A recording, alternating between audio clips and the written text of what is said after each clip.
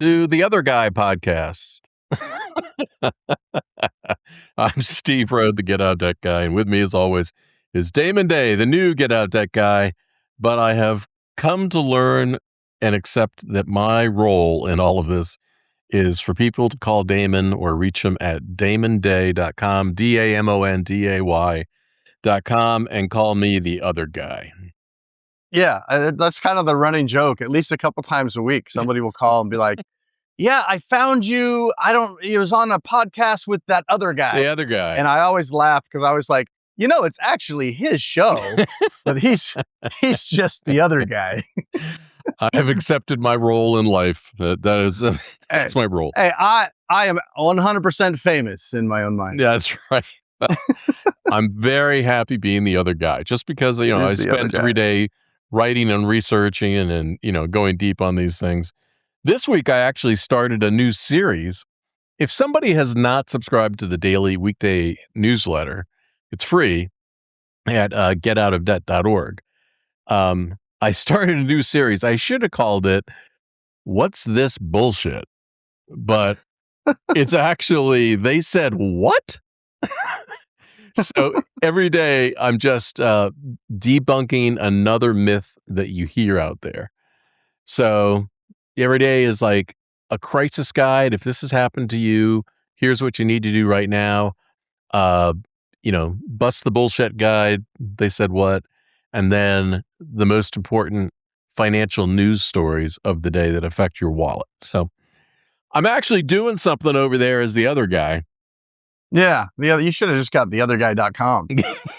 That's probably taken. Yeah. But hey, hopefully anybody listening has a long commute, because we've got quite a doozy of a show. We do. And today is a doozy.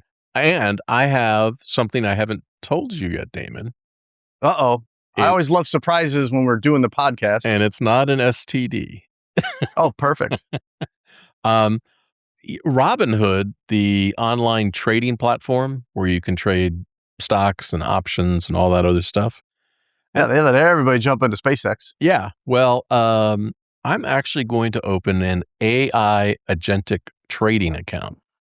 Ooh, and go on. I'm going to put $1,000 in it to start. And I'm going to see how I can make that money grow. And I'll report back as we go. Each month I'll report back. That'd be fun. See how it goes. When crypto trading came out, I did the same sort of thing. I put money in, I think it was a couple grand or something, and tried my hand at crypto trading, and that was an utter failure. So we'll see what this turns out to be. Well, back years and years ago, you used to do you did something similar with LendingClub as well. You put some money in and talk about, when they used to let people invest in the notes. That was always fun. Those were really good returns. Yeah. And it's like anything else that's good, like a good show on Netflix that you're into, canceled. Canceled, yeah. Right? Just like, oh, you guys like this? Oh, you're earning good money? Now, canceled. You can't invest in notes, Well, that's how you started. It was peer-to-peer lending. And then somebody gave them a taste of, private venture money, and they kicked all us peer lenders to the curb. Yeah. It was, because the money was too good, right? It was like, then big money came in and was like, screw you little guys. We want to take over all of this. My favorite. And so, well, now I don't have any qualms about settling LendingClub debts. Let's just say that now. I'm like, yeah, whatever. We can stop paying them and settle it. My favorite LendingClub debt story was I contacted them, again, this was years ago, and said, hey, I'd like to do a story on LendingClub, the peer-to-peer lending network. And do you have anybody in the Raleigh, North Carolina area that I might be able to talk to? And they came back. They said, Steve, we got the perfect person. He's taken a couple loans from us. He's a chef in the area. He's really enthusiastic about it. And, here's how you can connect with him. He gave his permission to them to let me know. And so I contacted him and I met and we sat down and I recorded an interview with him. And after about 30 minutes, he goes, can you turn the recorder off? He goes, can I ask you something off the record? I went, yeah. He goes, Steve, I'm so screwed. I don't know what to do. And at the end of the conversation, I had talked him into filing bankruptcy and discharging his LendingClub notes. Yeah. Well, what's funny is back in the day, I mean, it's been a while since they let us peons invest in those LendingClub notes, Yeah. but I used to always get so conflicted when clients would come to me and they'd have notes. And again, my first obligation is to my client, not Right. some unknown investor, but still it would be on my, like, I had no problems. Oh, Chase Bank? Yeah, it's Diamond, whatever. Screw Yeah. the guy, But now it's like, this is, maybe somebody's, extra money or it's their investment. And that's like the individual guy. And then I was like, well, and then I would be like, well, they don't have all of their money in one note. And it is, so, but I did have, it was harder for me to be like justifying it in my own mind. Like, hey, we got to negotiate this. Yeah. Even if the clients, are going bankrupt or whatever. But like anything else, it's an investment. You invest it, there's risk. There's going to be some defaults. But the good thing about those notes is the defaults, at least when I invested in them back in the day, you still got great rates of return. You just kind of knew that, well, 4, 5, 6, 7% of them were going to, stop performing at some point. And you have a little bit of money in a whole bunch of different loans. So you spread the risk around. Oh, yeah. I think the best rate of return over the entire loan portfolio, graded from A to F, A being the best credit score, lowest risk, was the DEF notes. It just proved that how much money lenders are making off subprime notes. Yeah, the highest risk still returned the highest amount, even though the default was the highest. Yeah, it was all factored in. Yeah, it smoked the grade A credit rating rates. It was like safe, So unless you had a catastrophic issue and like 50% of the people just stopped paying it, and you know why? Because when you talk to people, they're paying 28%, on a LendingClub note or whatever. And they're just so focused on the emotion of not defaulting. I got to pay it. I can't go bankrupt. I can't do that. And so even if you get into these quote unquote risky notes, most people aren't going to default. They're still going to pay 30% interest for 5 years. And they'll drain their savings and retirement to do it. And that's actually going to tie into... I know. Did I set you up perfectly or what? You did. That's going to tie into our Duesenberg of a topic. I actually... Steve, how long have I been helping people? How many years have I been doing 25 years or something like that? I don't know. And this happened yesterday, and I racked my brain to try to figure out if this has ever happened to me before, ever. I don't think it has. I mean, maybe years and years ago, but I had somebody call. I think she, heard our podcast, and hopefully I doubt she'll ever tune in again, but hopefully she's definitely not listening today.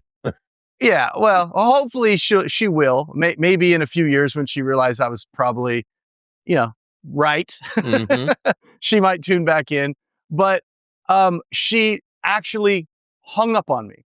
I don't think I've ever had that happen. Now, she's not a client. She just called in or, requested a free call, I think, from the show.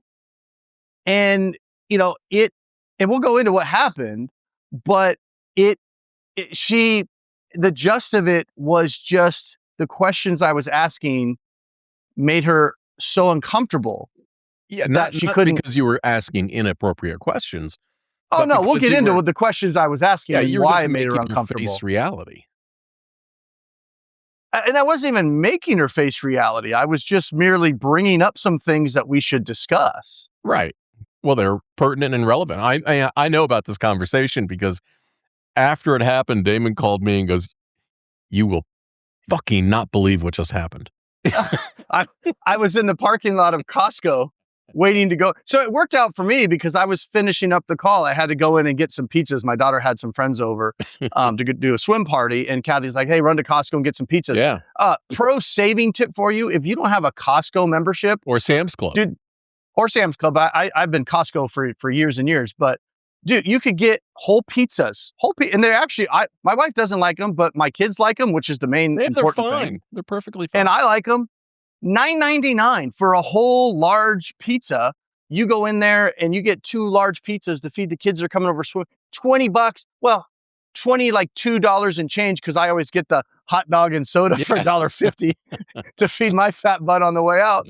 But yeah, Costco's 20-minute drive. But hey, I'll do the extra 20-minute drive because when we got pizza this weekend, it was $80 effing dollars at some place up by my house. But yeah, if you don't have a Costco membership, I don't even know what the memberships are. I think they're like $65 or something like that for the year.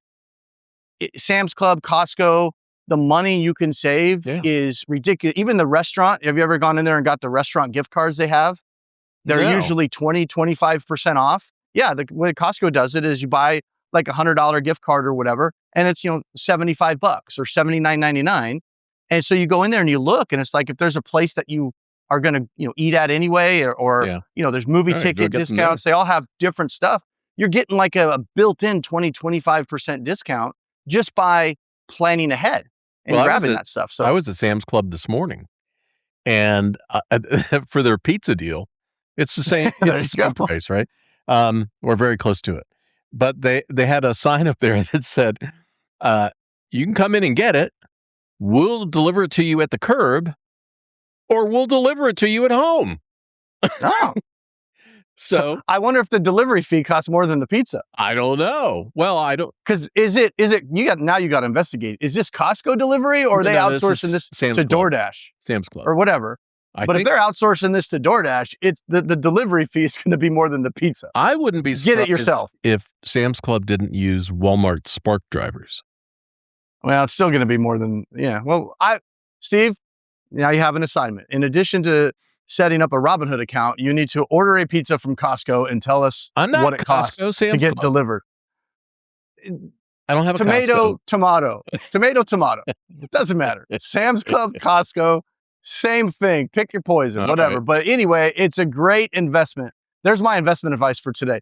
Get a Sam's Club or a Costco membership if you don't have one. You can't beat the hot dog or slice of pizza lunch special. I saved the entire annual membership on getting those 2 pizzas at Costco versus the local place by me. I know. The entire membership just paid for itself because I bought 2 damn pizzas and a hot dog. Well, you know who didn't buy 2 damn pizzas and a hot dog? That woman that you talked to yesterday. So yeah, I called her on the way to Costco, and we had a great conversation until the very end. And the situation was, and I didn't feel bad. I was more surprised when, she abruptly ended the call because she's not a client of mine. She's not paying me. I don't even have a horse in the race on this. I'm just literally offering her free advice. She's 71 years old. Okay, let me just paint the picture. She's 71 years old. She is on Social Security, no assets, I think no she's retirement. On Social Security alone right now, right? Right. As of right now, all she has is Social Security. Yeah. 40 grand in debt on credit cards, but basically, trying to survive because she's only getting Social Security. Yeah. And again, I mentioned she was 71 years old. So we're not talking about a 30-year-old that's out there. Now she's been trying to get a job. She got 40 grand in credit card debt and 40 grand in IRS debt. $80,000 in debt that she cannot afford on Social Security. Okay. She says she has a potential job lined up that's supposed to start next week. That's a remote job, which is great. Pays $40 an hour. I don't know the details of the job other than when she was describing the job to me. I was like 50-50. Is this a legit job, or is this kind of one of those things where it's like, hey, work from home, $40 an hour, that kind of stuff, and it doesn't pan out. Yeah, it sounds like a lot of the scams that I've written about, but who knows? The bottom line is she didn't even have it yet, right? It was like she was supposed to start it in the next week or two. Mm-hmm. And so we were talking. I was like, well, obviously if, and she said it was going to be full time. And so I was saying, well, your situation today is very different than your situation is going to be if that pans out, right, where, you're making Social Security only versus, more than doubling your income for this job. And so we're going through all that stuff. And it's like, okay, well, regardless of whether you get that job, you're 71, you've got no savings. And I kept, just for those that don't know me, my job is not to tell you what you have to do. Right. I'm not the Dave Ramsey type where I'm like, you have to go bankrupt, you have to do this. My focus is on looking at all the options and helping the client work through the emotional side of it, so they can have a clear understanding of what those options are, and have somebody that you can talk it through with. Like, let's talk about bankruptcy. Let's talk about debt settlement. Let's talk about credit counseling. Let's talk about, paying this debt off in full. how would these things work? How would it look? How would these things affect my credit? Like we get, I'm somebody that you can talk to about all this stuff. That's not going to be judging you. You can't go talk to your friend about these kind of things. Your friend doesn't know anything and you about can't talk stuff. to a debt relief company because they're just going to sell you whatever their widget is. Yeah. So, the more I'm, learning about this conversation, the more I'm like, and I usually start with bankruptcy, not because I think everybody needs to file bankruptcy. It's just, that's the one thing I like to start on I call it the right-hand side. If you think of a linear scale, Dave Ramsey's on the left. Here's an easy way to remember it. If you think of a line, you draw a line on a paper, left to right. On the left, you've got Dave Ramsey. And as you go down on the right, you've got bankruptcy. This is just the way I think about it in my mind. And in the middle, you've got debt management and debt settlement and consolidation loan strategies and all the different strategies in the middle between Dave Ramsey on the left and bankruptcy on the right. And here's the easy way to think about it. Dave Ramsey on the left it's a way to get out of debt, and it works for some people, but it's the most expensive, takes the longest, and is the least likely to work. Right. And I know a lot of people are going to be like, nah, trust me, I've been doing this a long time. I'm 100% right. Yeah. It is the most expensive option. And I'm not saying it's not a good option for some people. I'm not saying no, it's just a fact. That's all. I'm just spitting facts, ma'am. Just the facts, ma'am. Right? Call me Dragnet, whatever. Most expensive, takes the longest, least likely to work. You only hear the people that it works for on the radio. You don't hear the people that tried it and it didn't work because it's 5 years of sacrifice. Yeah, but you know who does hear about them? You and I. Yeah, I hear about them all the time. That's why I'm in business.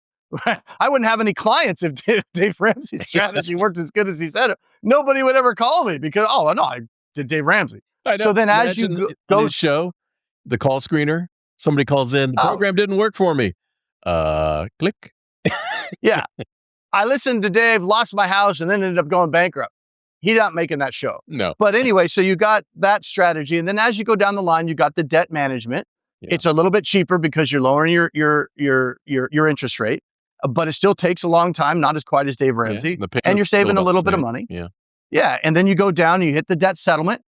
It's faster than, the Dave Ramsey. You save more money. It's I don't know what the track record is. If you're hiring a debt settlement company, pretty bad. Now, I'm not saying. No, it's I can tell you what it was last reported at. It was 23% success rate. Yeah. Yeah, because if you hire a debt settlement company, they put you in there when you shouldn't be there. So I'm not saying this is a scale of on the left is the thing you don't do and on the far right is the thing you always do. I'm not rating them that way because it's different for everybody. For some people, Dave Ramsey's the best option. For some people, bankruptcy is the best option. I'm just talking about facts in terms of cost the most, takes the longest, least likely to work. Yeah. And then you get to the right, you get to Chapter 7 bankruptcy. If you can qualify for a Chapter 7, again, I'm not saying if you can qualify, you have to do it. There's considerations, which is why you want to talk to somebody like me. Yeah. But if you're just looking at, how much does it cost? How long does it take? What is the success rate? Yeah. What are my legal protections? There's no argument that a Chapter 7 bankruptcy, if you qualify, and it makes sense, you're not losing your assets or whatever, is the fastest option. It costs the least amount of money out of all of them. Yeah. Gives you the most and it's protection. the most likely to work if you qualify. Right? Those are just facts. So anyway, let's go back to this conversation.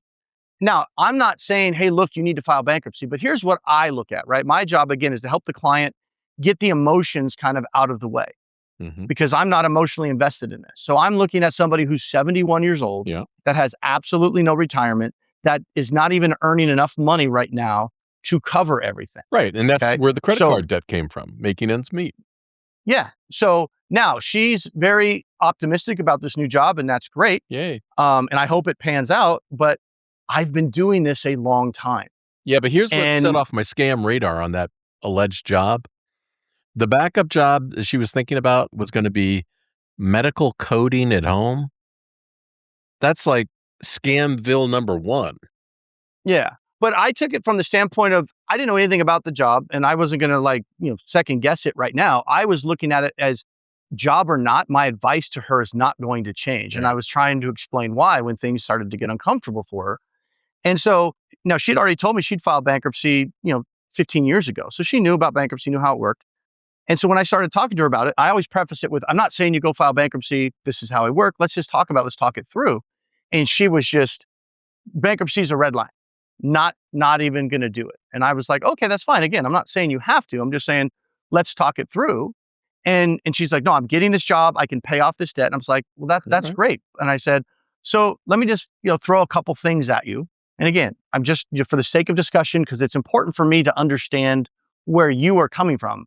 To give you the best advice, I have to kind of understand your line of thinking and kind of put myself in your shoes so I can, empathize with that and kind of see where you're coming from. That's just what I need to do, right? If you want good advice, I have to kind of know what's important to you. So we were going through and I was explaining to her, I was like, well, I get it, but let's say best case scenario that you get this job and it's totally legit and everything's good and you're making this $40 an hour and you Dave Ramsey your way, which is what she wanted to do. She wanted to pay all the debt in full. And again, I'm not saying that's wrong, but I'm just saying to make a major decision like that's going to affect your entire life. Okay, not to be like overly dramatic about it, but it will affect the rest of her life. This is an important decision worth having a conversation, even if it's a little bit uncomfortable, because it forces you to address some beliefs that you might have, right? This is why facts matter in this case. So my point to her was, so let's say, what's the best case scenario? This job is legit and you take all that extra money that you're making and you get on a 5-year plan, a DMP or whatever, you pay this debt off in 5 years. So best case scenario, you're now 76, maybe working, maybe not working, back on Social Security with no cushion at all, back to square one, right? And then what's going to happen if you lose that job at some point between now and the next 5 years? Everything goes right back on those cards. You never get ahead. So I said, even if you get this job and it works out, if you went back and we looked at everything, everything, it would have been a simple Chapter 7. I was like, if you would file the bankruptcy, we looked at the IRS debt. It's not going to wipe out the IRS debt. So she's on the hook for that 40 grand, no matter what. We looked at how old the debt was, and that was not going to get rid of that. But what the bankruptcy would do is get rid of the other half that was at 20, 25, 30% interest and allow her then to get on some kind of a payment plan with the IRS. Now, if she's on Social Security only, there's a chance she could be deemed uncollectible on that and maybe not have to pay it.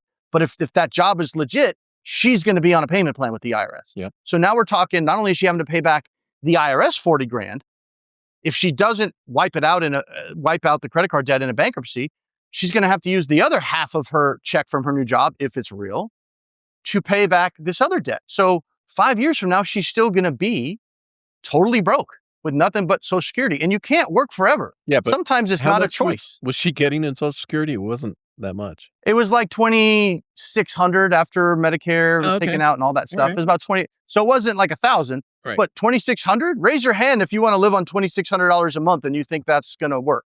Yeah. Raise your hand if you think $2,600 a month is going to be good in 5 years or 10 years. Raise your hand if you think the cost of living is going to increase, the cost of living adjustments from Social Security is going to keep up with inflation. Yeah, nobody has their hand up, right? And here's the other thing that she didn't mention is that, it wasn't her, it was somebody else we talked about. Never mind. Yeah. So anyway, my whole point was, and this is where I could tell there was started to be some tension, and it was still a cordial call at this point, because I'm not saying you have to file bankruptcy. I'm saying, look, we can talk about other options, but she just kept saying, it's a red line. I'm not doing it. And I asked her, and this is how I preface it. I said, okay, I'm not saying you should. I don't know enough about your situation to say you should. We're just talking it through. But just so I can have a better understanding, why don't you want to file bankruptcy? Not saying you should, but why? And that is silence, right? She was just like, I just don't want to do it. I've worked so hard to get to where I'm at. And I was like, okay, I stored that in the mental Rolodex. Yeah, like, when you told me that, I just went, huh? So that was like a non-answer, right? And so we talked about some other things, and because I could tell it was stressing her out, right? The emotion, it was an emotional, I just don't want to do it, but I didn't know why. So again, I'm trying to help, right? I'm trying to help her work through this in her own mind, because I'm not the one that's going to be 76 and broke off my ass. Right. It's not me. This doesn't affect me. Like, you called me for help. So we're going through this stuff. And I was like, well, my concern is that this job doesn't last for 5 years. What if you get this job and it's great, and a year later the company goes under, or they let you go, or it's not working out, and now you're back to just Social Security. You spent the last year paying all this extra money on this debt. Yeah. And now you're right back to where you were before but now still no savings. Right. And you still owe all this money. So it's not a solution. And I said, you're going to end up being a burden to your kids. And she didn't like that. It's a fact. You will be a burden to your kids. If you have no money and you can't afford rent, your kids aren't going to want to let you out on the street unless you were an asshole to them growing up or something. Right. But so I just kept going back to, like trying to unravel what the reason was, right? I want her to know a reason, because this is a major decision. And I finally just got to a point where I was like, well, what are you hoping to learn from me? What do you want me to tell you? Because she got to the point where she's like, well, I called you because you said you had options to help me get out of debt. Yeah. And I said, I do. That's what we're talking about. But in her mind, she's like, no, I want to pay it all back. I want to know what options are to pay it all back. And I was like, okay, we can talk about that. But before we talk about that, I think you're making a big mistake. And I think you should at least look at some of these other strategies. And, we talk about this all the time, Steve, where we talk about hyperbolic discounting, right? Yeah. You're making a decision about right now and what you need to do right now, because it's scary right now. And I owe all this money and I owe the IRS, but you're not allowing your mind to think about what your life's going to be like at 75 or 76. Like, your 75-year-old self is going to hate your 71-year-old self because you didn't listen to Damon in this conversation. And again, I wasn't pushing you have to file, but in good conscience, I mean, this is what I do. I couldn't just, I'm not a bankruptcy attorney. I don't freaking get paid if she files bankruptcy. Like, I don't have a horse in that race. Like, so this is why it's baffling to me that she got so upset. So we're talking. Yeah, but again, let's keep in mind the most critical thing that you've said so far. Yeah, I know you're going to get back to it, but when she said, I've worked so hard to get where I am today. Yeah, well, the call, but at this point I was in the parking lot and I know the kids needed the pizza at 12.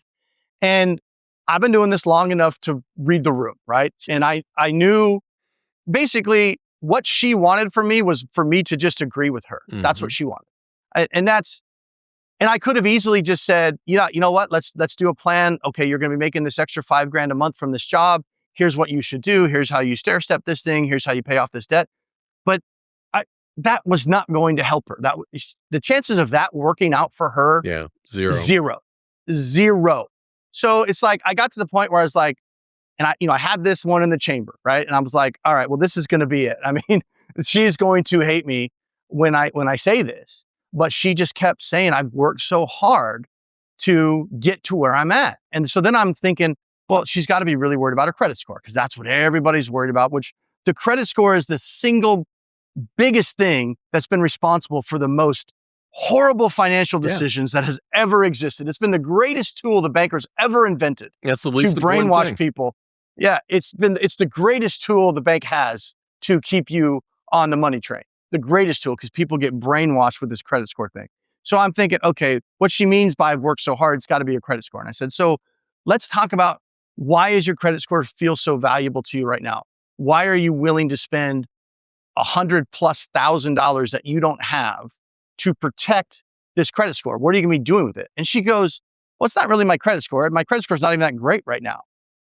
And so I was like, well, if it's not your credit score, what are we talking about here? What is it? And she goes, I just worked so hard to get to where I'm at. And I had this chamber. So and I did it in a nice way, but I knew this was going to hit like a fucking brick. Right. Yeah.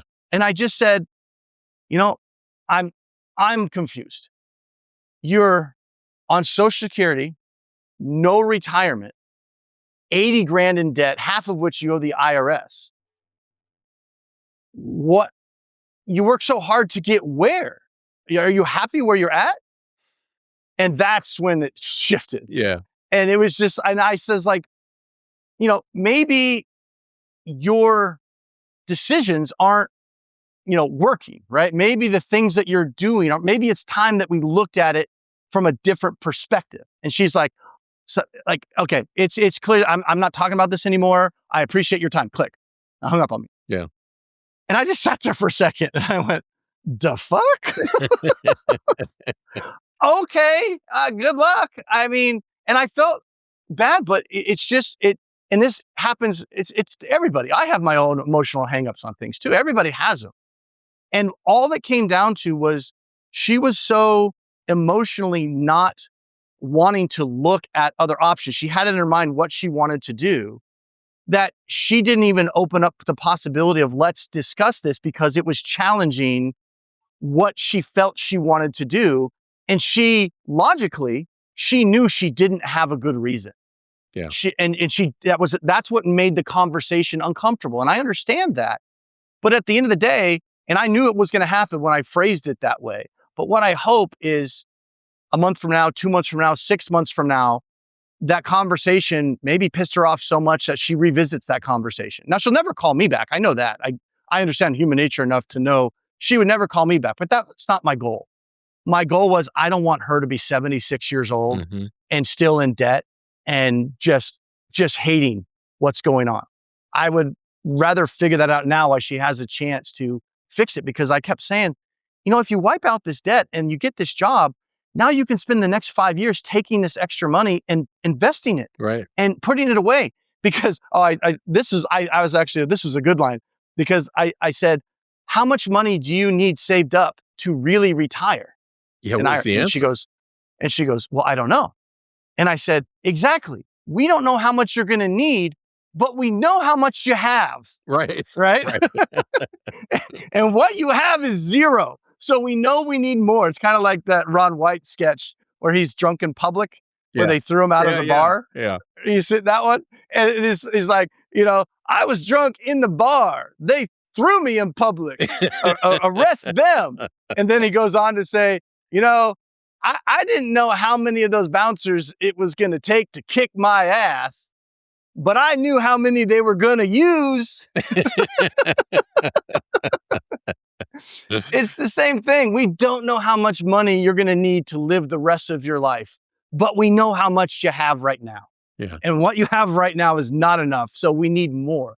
And there was just no logic to the idea that we should just sacrifice everything at 71 years old to pay back unsecured debt that could easily get wiped out in a BK and allow you to save that money, because we don't know if this job is even legitimate, and if it is, how long it's going to last. Because keep in mind, you don't always get to choose when you can't work anymore. Well, sometimes nobody chooses you. You're too old. They don't want you. You can't get hired. Yeah. It's not your choice. I mean, there are two things there that are true. Number one, she was really feeling it emotionally. And so that was a truth. But number two, the math was true too.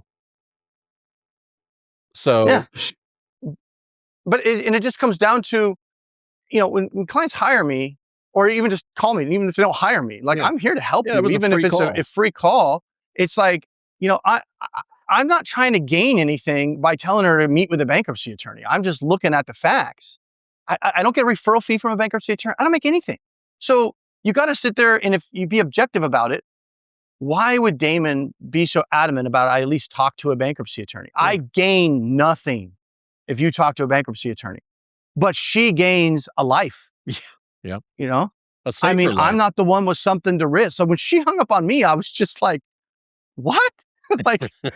Okay, I'm going to go in and get some $10 pizzas right now. I'm fine. Yeah. Right.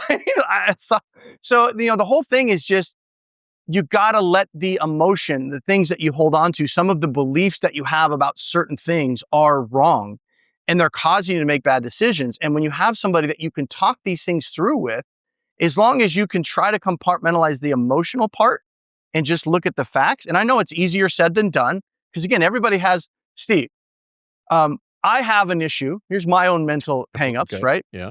It seems like, which mental issue we talking about here? Let's see where we're going with this.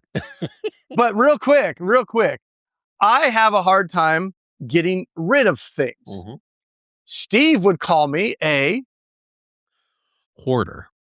But one of my favorite shows is Hoarders, because I can watch that show and go, I ain't that bad. I'm fine. Right now. And I'm not, you can, you are not walk in my house, and I'm not that bad, but don't go in my garage. But I do have, and I'm acknowledging this, right? The logical side of my brain understands that I have a problem throwing things away. I think for me, it's more of a value play. It's the sunk cost fallacy. Mm-hmm. Now I know it. I can tell myself all day long, right? I have a saw in my garage. It's a circular saw. It's a nice saw. Buy it on Home Depot. It's like $500. Sounds like it needs It's to go. it's got a stand. Steve, shut up. This is my story. It's got a stand, right? I bought this in 2004 when we were building our house, right?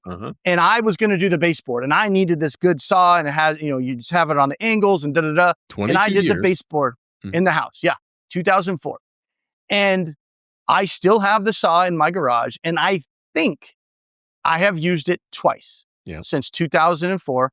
I'm not the handy dandy dad. I mean, I can do projects, but that's not what I'm into. I don't do that. But did I ever get rid of it? No. Now, I've moved that saw, and when I say across the country, I'm not shitting you. Across the country, I've moved probably 6 times in the last, and that saw comes every time, goes into the storage, into the truck, but every time I look at that thing, it's taken up all this room in my garage, and I haven't even turned it.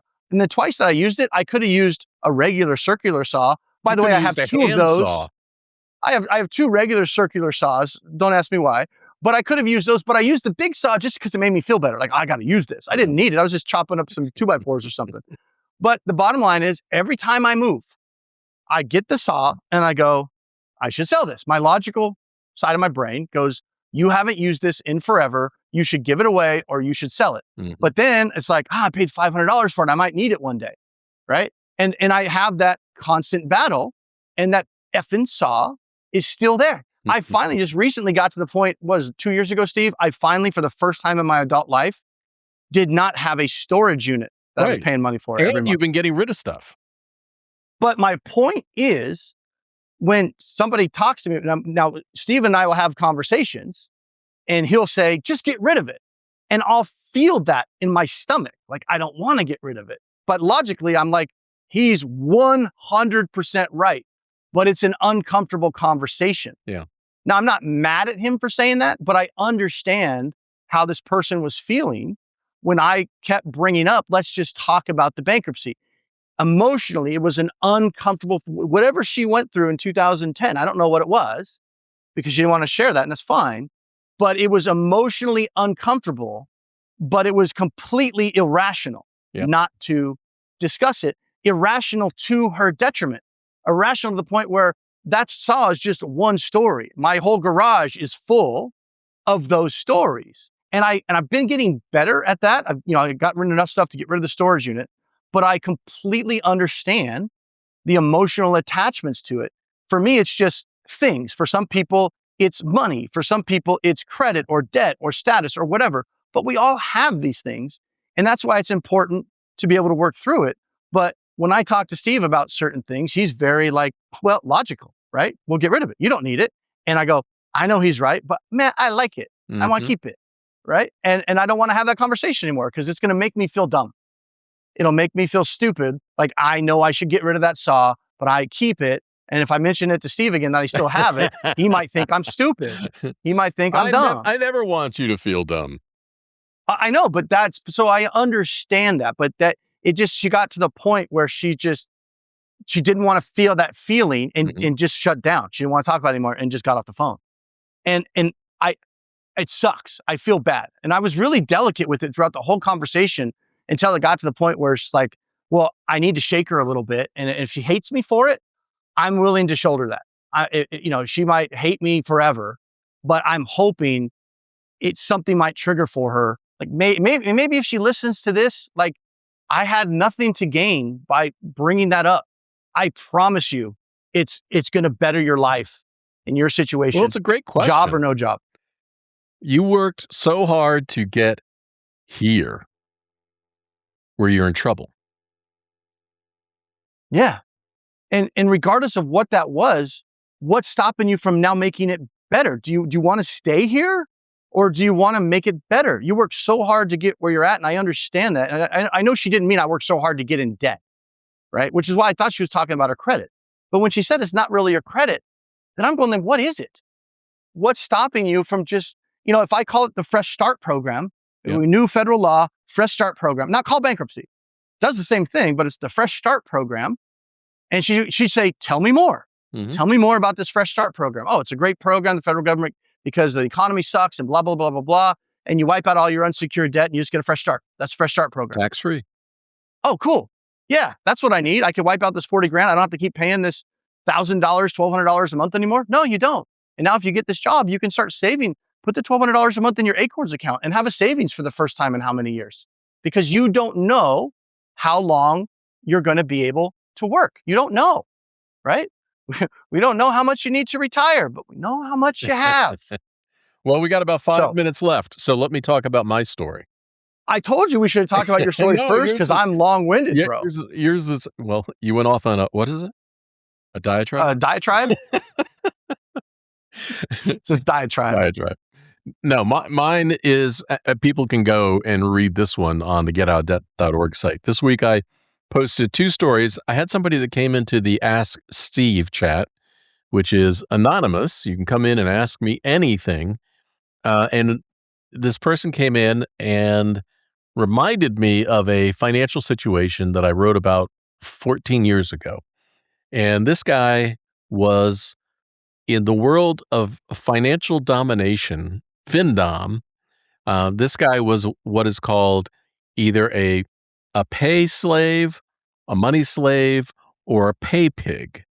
And that is a guy who gives money to I'm going to say mistress, but this doesn't have anything to do with sex. Has to It's do like with a dominatrix, yes, right? has to do with power. The thing that's closest to this is like BDSM or some other type of um, control. So this guy felt like he got his not even a sexual satisfaction, but a psychological relief or a validation that somebody else could help control his life by giving over tithes or gifts to his findom, his goddess, his cash master, who And real quick, if you're listening and you're so lost right now, Mhm. I also had no idea about any of this stuff until Steve wrote that article 14 years ago. And I was like, huh? But apparently it's a big kind of thing. Yeah, and It's it's more growing. prevalent than you would think. It's kind of crazy, actually. It's growing. I mean, it's growing because of the internet and OnlyFans is one place where findoms exist. But I remember way back in the day when I first started helping people in '94.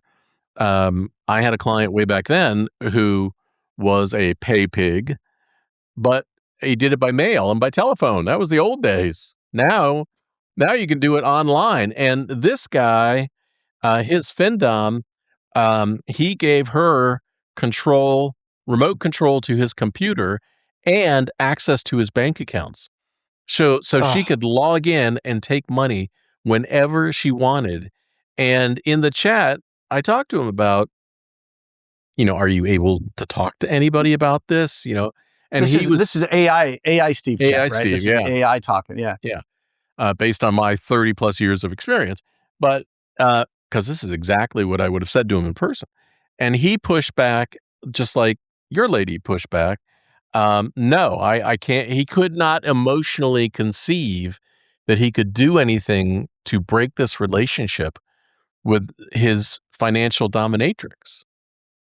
And, it's a very complicated subject because on one hand, it's an addiction. But there are people who go play the slot machines who swear they don't have any addiction at all. They can stop at any time, and they're spending their own money to go do what they want to do. I don't think that's victim scammer thing. If you're an adult and you're making that decision, this is what you can afford, and that's what you want to do. That's fine. I mean, I guess that's fine. But I've seen this easily spiral. In the post that I wrote in 2012, I actually included screenshots of findoms, financial dominatrixes, findoms who actually posted pictures of their pay pigs and their bank accounts to humiliate them because that's the satisfaction that person wanted. Hey, this goes with the topics we've been talking about. I don't have to emotionally understand any of this. I'm just saying this actually happens. And so when I asked him in the chat, Are you able to talk to anybody about this? No. Are you able to talk? Do you have a therapist? No. Are you able to talk to your doctor about this? No. It made me think about ways that people could phrase that and, try to get some help. But the emotional pull of the satisfaction that he gets from being a pay pig is going to overwhelm the logic and math of what he's doing. Yeah. And it's not about money problems are not about the debt because debt is just math wrapped in emotion. Yeah. So Go ahead. no, I'm hoping that you and I have both had clients that have come back 10 years later and have now been ready to hear it. Unfortunately, your lady's going to be 81. Well, and I figured early on in the conversation this wasn't going to be a math problem, right? And that's why I was trying to kind of dig into what are the reasons behind this is a red line, right? And I don't want to do that, and I don't want to do that, and that's fine as long as my client understands the logic behind their decisions. There's no, and I kept telling her, there's no wrong answer here. I'm not saying paying off the debt is wrong. I just want you to You know, understand it. yeah, if you look at everything and you're like, here's this and here's this and here's this, and again, I doubt right now she probably is so annoyed with me or upset with me or whatever. I mean, that she probably won't listen to this. But my hope is that she does listen to this. And again, I get it, and I'm 100% open if she hears this and she wants to circle back with me next week, next year, next month, whatever. Again, I get it. I understand the emotion behind this, and I can really, really help you work through that. And I would love to be able to help you work through that. So you send me a text when you're 76 and be like, hey, here's what my life is like. I do have some money. I'm glad I listened to you or whatever. I would love to be able to get that. Yeah. I hate the idea that maybe I did something wrong or said something wrong, or if I said something in a different way, I could have got her to open up a little bit more and kind of work through that emotional block. So I kind of feel like is where potential failure on my part, and I hate that. But I got to the point at the end of the call when I dropped that last one, when I knew that was going to kind of set her off. That was what I was going for. It was like, she's not coming around on any of this stuff. Maybe this will kind of hit her, like, so, be just direct. Like, let me just be super direct with it. And she's not going to be able to deal with it in the moment. But a month from now, maybe, she's still seething about it, right? Like, this guy, this fucking dick or whatever. But it might finally, it's like, yeah, maybe he's right. Why I work so hard and I'm just in this debt. So why do I feel like I have to keep punishing myself? Just because you worked hard doesn't mean you have to punish her, because that's what she's doing. She's punishing herself. Ironically, this is a great ending segue. Ironically, she is her own financial dominatrix because she's she like, I deserve this herself, punishment. Right. And emotionally, it feeds her. Yeah, you don't deserve the punishment. There are better ways, but the big takeaway, I'm not going to force you to do anything. I'm just going to get you to think about it. And that might be a little bit uncomfortable, but I'd rather you be a little bit uncomfortable now than broke when you're retired. Yeah. And you'll thank Damon for that. And you know who else you'll thank? That other guy. The other guy. That's right. I knew where you're going, Steve. I've known you a while. On that note, Damon, I will see ya. Peace.